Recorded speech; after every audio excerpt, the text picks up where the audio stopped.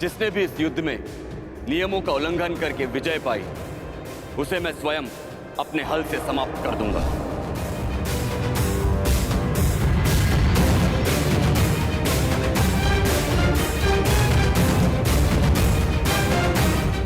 जो हुआ था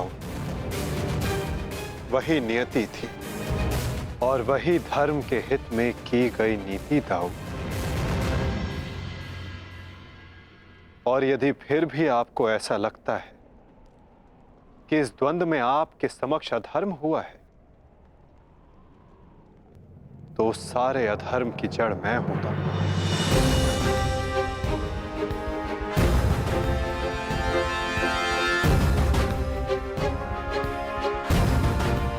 तो पहले मेरा संहार कीजिए था। मैं इस दंड के लिए प्रस्तुत हूं।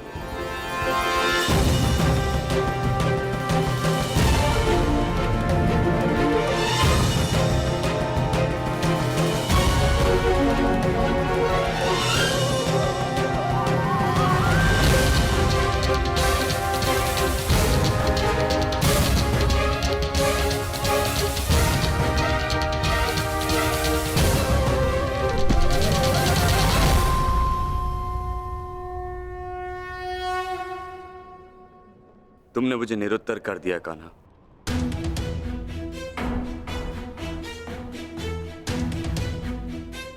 परंतु निराश मैं अभी भी हूं। भले ही दुर्योधन हार गया, परंतु मेरी दृष्टि में आज भी वो मेरे पश्चात संसार का सर्वश्रेष्ठ गदाधारी रहेगा।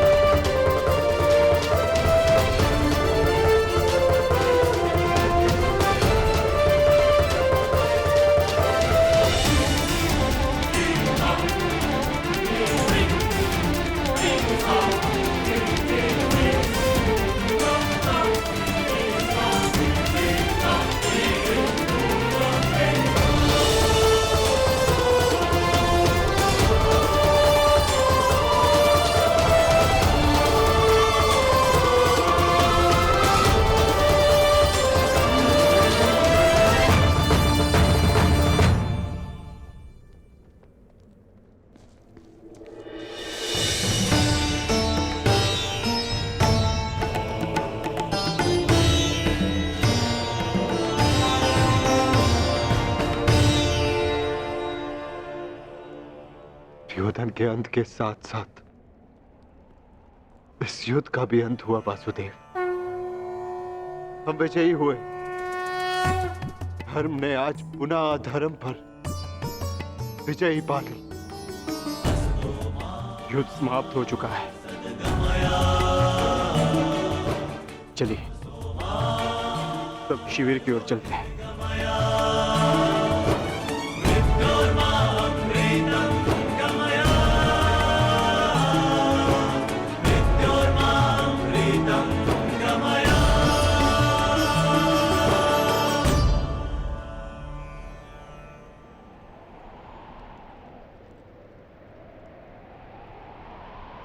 युद्ध अभी शेष है धर्मराज।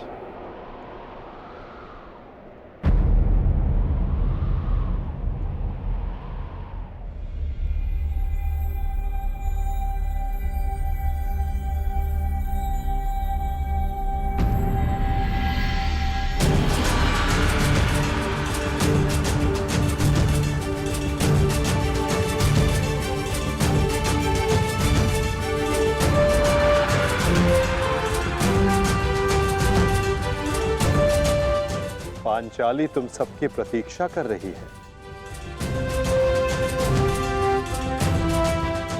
जाओ।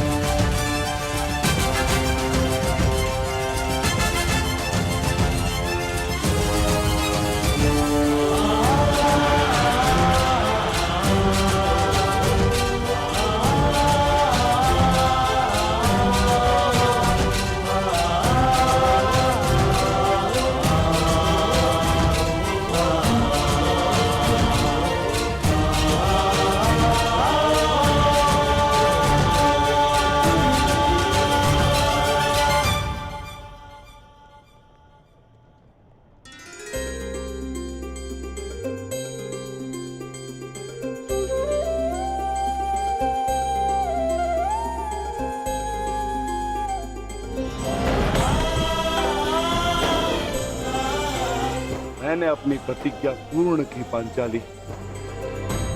वचन के अनुसार मैंने 100 कौरवों का वध कर दिया।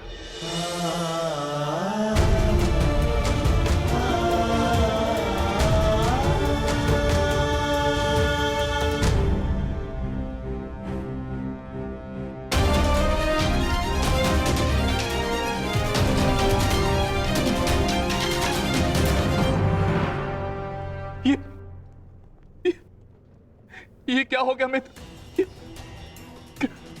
कृतवर्मा, देखो देखो मेरे मित्र की क्या दशा कर दी उन्होंने। ये सब उस वासुदेव का किया है। यादव हूं, परंतु गर्व है कि कौरवों के लिए लड़ा। और आज वासुदेव ने छल से दुर्योधन की जैसे छल से अंगराज कर्ण का वध करवाया वासुदेव ने। और आज मित्र उठो मित्र, हमें युद्ध जीतना है मित्र, हमें युद्ध जीतना। हमें पिताश्री और मित्र कर्ण की मृत्यु का प्रतिशोध लेना है मित्र। उठ जाओ मित्र, उठ जाओ मित्र, तुम मुझे छोड़ के नहीं जा सकते मित्र। उठो मित्र, मित्र उठो, उठो।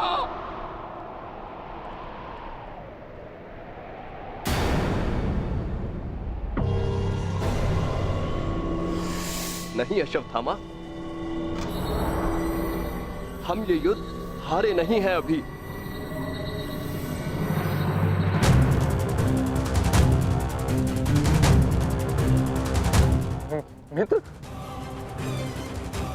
मित्र तुम जीवित हो मित्र।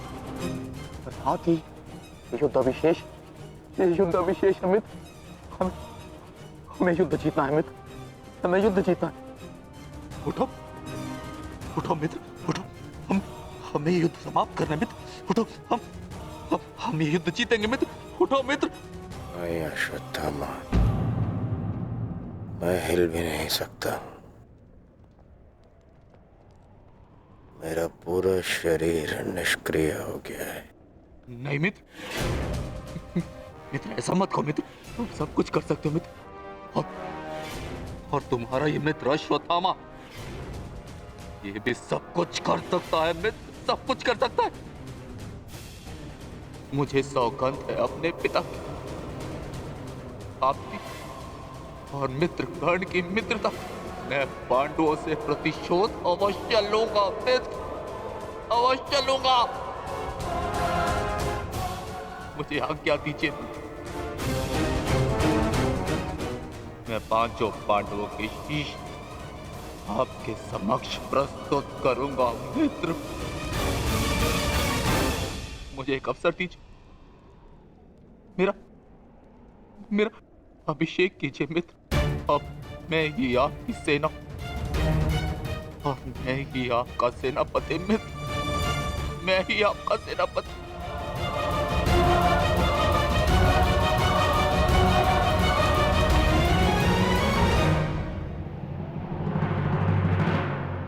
जाओ अश्वत्थामा,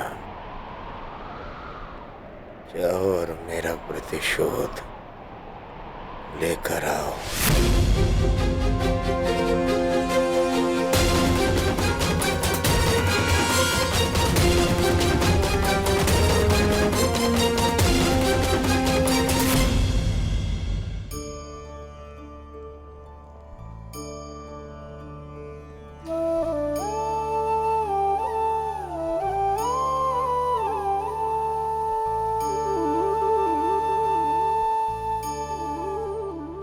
अब समय आ गया है सखी, तुम्हारे पतियों ने अपनी प्रतिज्ञाएं पूर्ण की।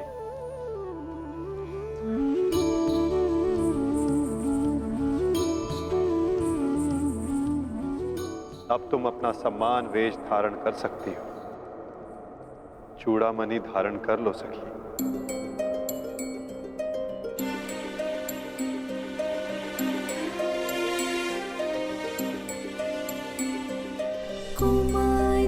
चापि पाञ्चाली वेदी मध्यात् समुत्थिता सुभागा दर्शनीयाङ्गी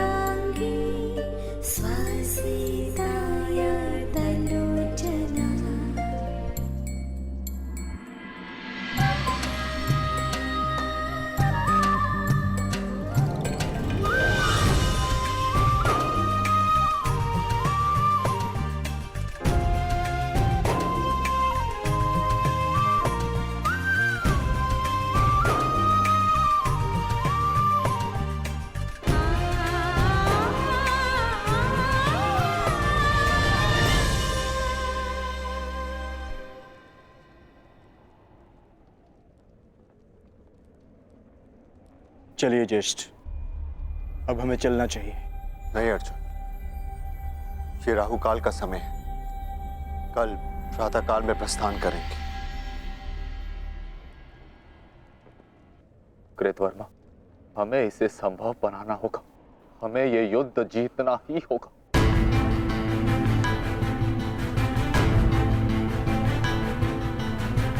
मैंने मित्र दुर्योधन को वचन दिया है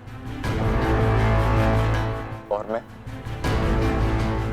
इसे पूर्ण करके रहूंगा। किंतु योजना क्या है? योजना है मेरे पास।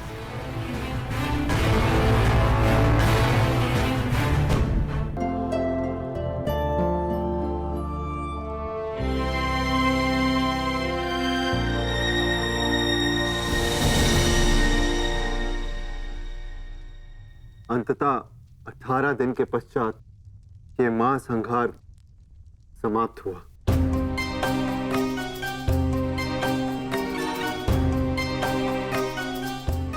युद्ध भूमि को त्यागने से पूर्व युद्ध को संपूर्ण नहीं समझा जाता धर्मराज।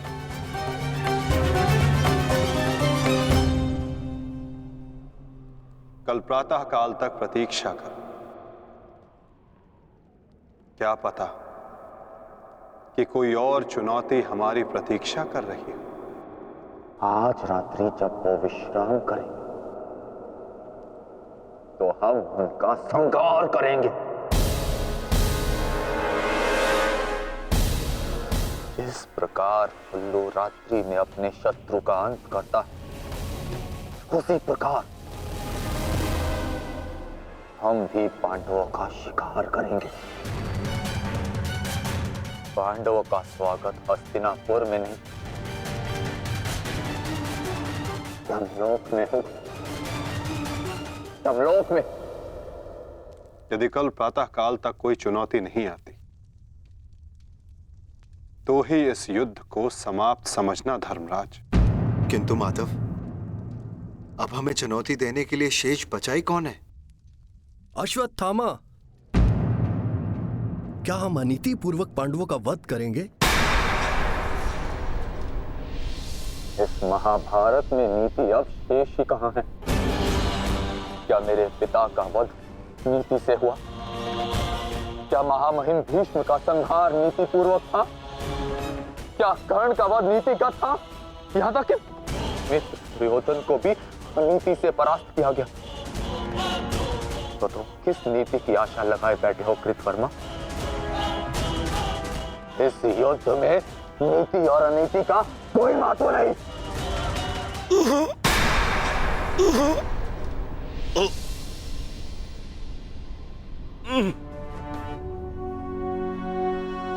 महत्व है तो केवल विजय का। महत्व है तो केवल प्रतिशोध का। विजय पाने का केवल एक ही मार्ग है, आक्रमण। और वो भी तब जब शत्रु निद्रा में लीन हो। अपने शस्त्र के साथ सज्ज रहो कृतवर्मा और रात्रि की प्रतीक्षा करो।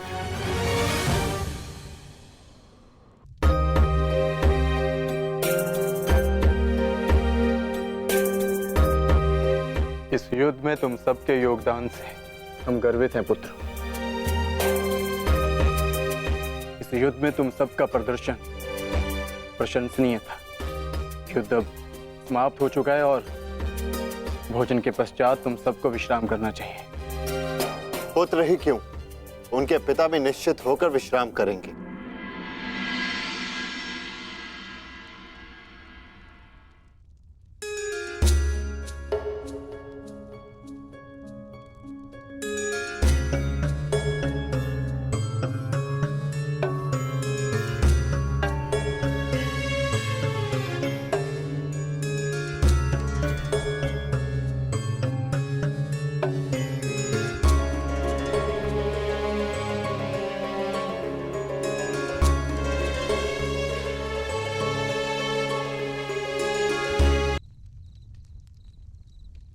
क्या हुआ माधव?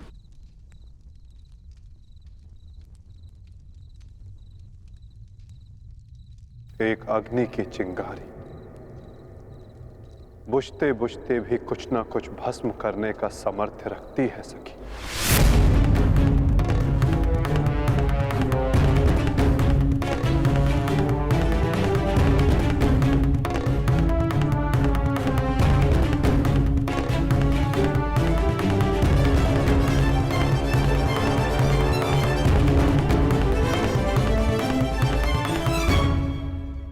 ये माधव क्या कह रहे थे? क्या कोई अनहोनी घटित होने वाली है?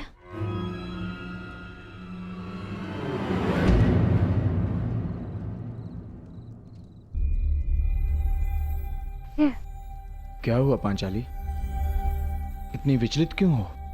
आर्य, माधव की बातों से ऐसा प्रतीत हो रहा था जैसे ये युद्ध अभी समाप्त नहीं हुआ है। कुछ शेष है जो हमें हानि पहुंचाने के लिए सज्ज है।